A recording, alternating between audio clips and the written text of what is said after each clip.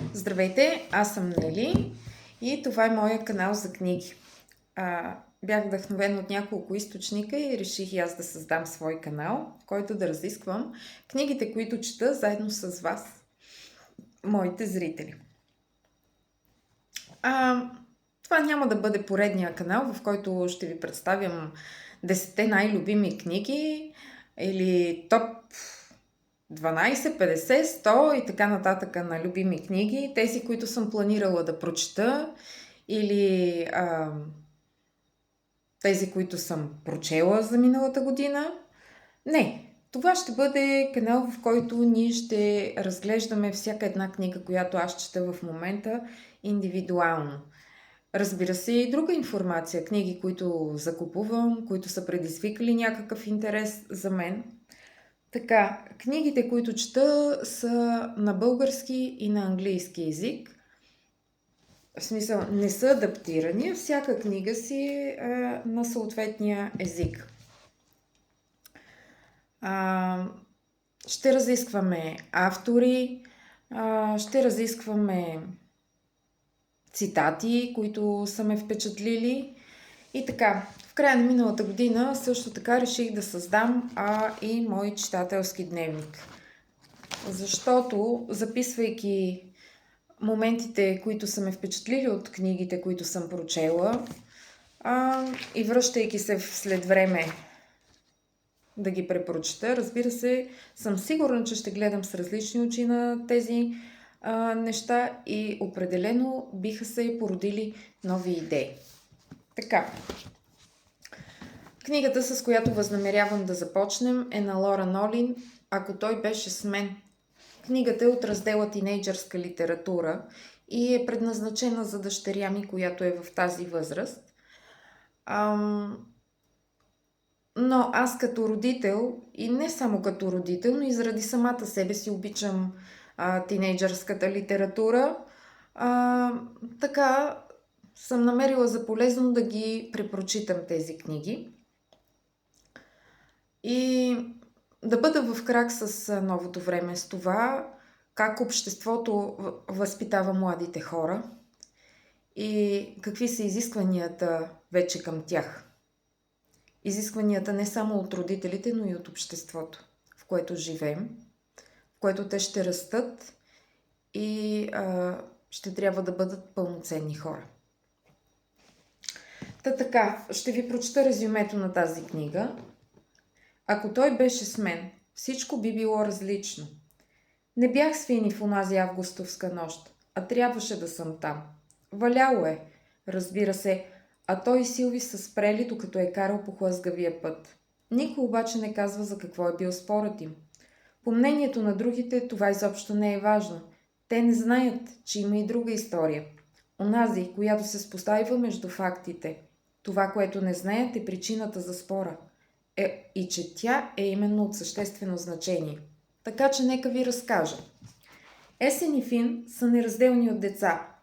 Правят всичко заедно и се разбират дори и без думи.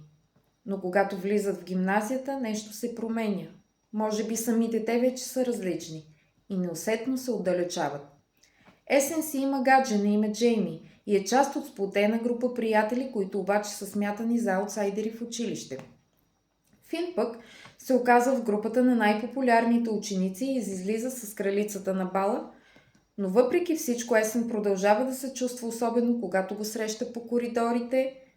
Продължава да се пита дали не е имало начин нещата да са различни. Докато идва момент, когато това вече става невъзможно. Ако той беше с мен, е завладяваща история за първата любов, за порастването и търсенето на идентичност, за приятелството, за предразсъдъците и цената на недомлъвките. Това е роман за пропуснатите шансове и грешките, които предопределят живота ни. Автентичен, суров портрет на любовта в годините на израстването. Тъй като аз съм на края на книгата, както виждате, остават ми съвсем малко странички да прочета. Вече съм готова да изразя своето мнение относно рецензията и това, което съм прочела в тази книга. Казват, тази книга е завладяваща история за първата любов, за порастването и търсенето на идентичност. Абсолютно съм съгласна. Но не съм съгласна с идеята за цената на недомлъвките, тъй като в този роман аз лично не открих чак толкова висока цена от недомлъвките. Те бяха детски изразени. Може би не е била подходящата рецензия, но въпреки това ще го приемем. И ето, аз съм си отделила няколко цитата, които смятам, че са подходящи да се замисли всеки родител над тях.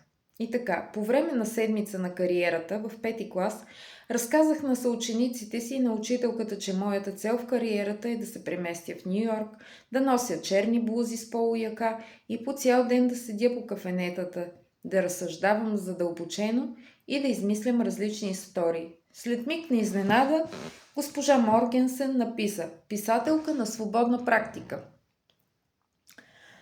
И аз като родител на едно дете, още обаче не съм видяла в училище да се, ето това е моята идея, още не съм видяла в училище да се провеждат такива часове, в които да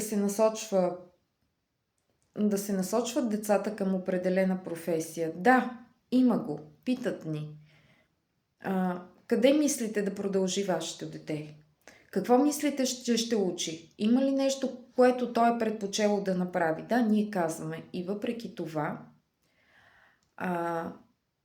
така задълбочените разкази в училище и в социалната среда в училище някак си не се случват по същия начин, както в книгите. Чудесно е, че те ни възпитават, но когато тези неща не са приложени на практика, аз не виждам ползата от тях. Както и да е, това е само мое мнение. Втори цитат, който ми направи впечатление. И на мен ми се искаше да вярвам, че това е най-хубавата Коледа, но не можех, защото не знаех кога е била тя. Беше Коледата, когато бяхме 12 годишни, последната ни Коледа в основното училище. За онези моменти, които оставят дълго следа в съзнанието на децата и която би могла да бъде използвана в училище по един по-полезен и позитивен начин, защото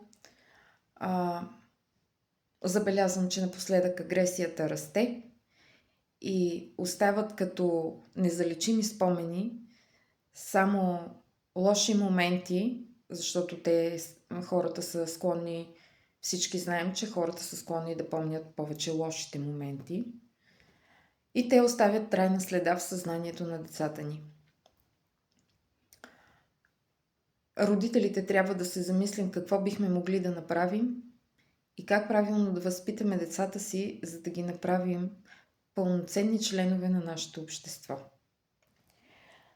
Следващата точка е: темата на миналото ни остана на страна за онази вечер и всички разгърнахме спалните си чували и се сгушихме на пода във всекидневната.